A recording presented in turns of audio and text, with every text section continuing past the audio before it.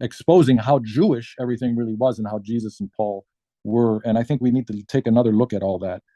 But what I wanted to read here, to finish off, is just Micah chapter 4.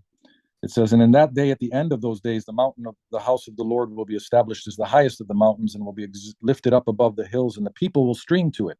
And many nations will come and say, 'Come, let us go up to the mountain of our Lord and to the temple of the God of Jacob, that he may teach us his ways and that we may walk in his paths. And the law will go out from Zion and the word of the Lord from Jerusalem. And he will judge between many peoples and will arbitrate for strong nations far away. And they will beat their swords into plowshares and their spears into pruning hooks. Nation will not lift up a sword against nation, and they will no longer learn war. But they will sit each under his vine and under his fig tree, and no one will make them afraid.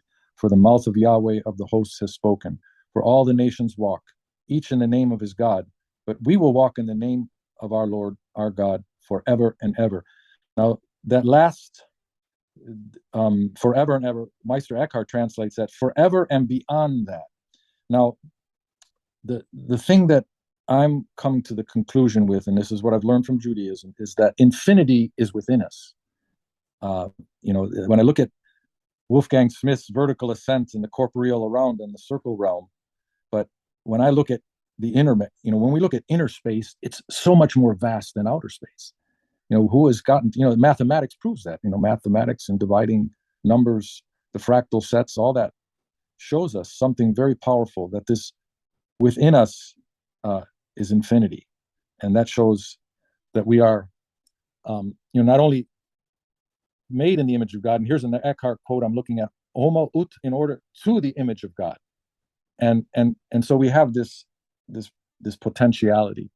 And that's a wonderful area there that Bernard McGinn explains very well, because the Kabbalah is the image, and I think, or the Sephra tree, I should be more specific, excuse me. But those are the things that I'm learning, and so go back to Wolfgang's icon, if you could, on your slide. I want to just give a little teaser to the conversation I had today with Jonathan Pageau and Wolfgang Smith.